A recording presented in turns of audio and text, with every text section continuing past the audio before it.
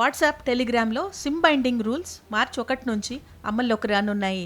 ఏంటి ఈ SIM binding rules అంటే, సిమ్ లేకుండా ఇకపై ఆ యాప్స్ ఫోన్లో పనిచేయవన్నమాట.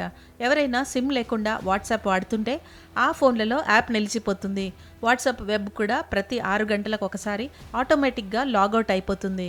WhatsApp, Telegram, Signal, Arattai apps దుర్వినియోగాన్ని అరికట్టడానికి కేంద్రం ఈ నిబంధన తీసుకొచ్చింది.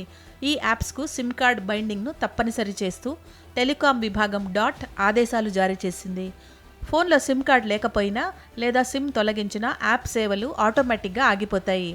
యాప్లను వెబ్ బ్రౌజర్లో ఉపయోగిస్తే ప్రతి 6 గంటలకు ఒకసారి లాగౌట్ అవుతుంది.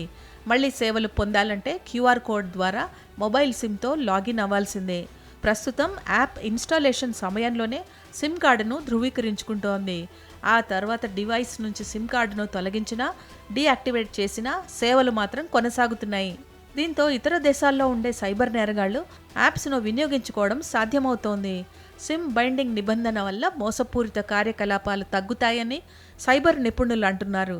సిమ్ బైండింగ్ రూల్స్ అమలుకు సంబంధించిన గడువును పొడిగించేది లేదని కేంద్ర మంత్రి జ్యోతిరాదిత్య సింధియా ఇప్పటికే స్పష్టం చేశారు. దీంతో మార్చి 1వ తేదీ నుంచి ఈ నిబంధనలు అమల్లోకి రానున్నాయి.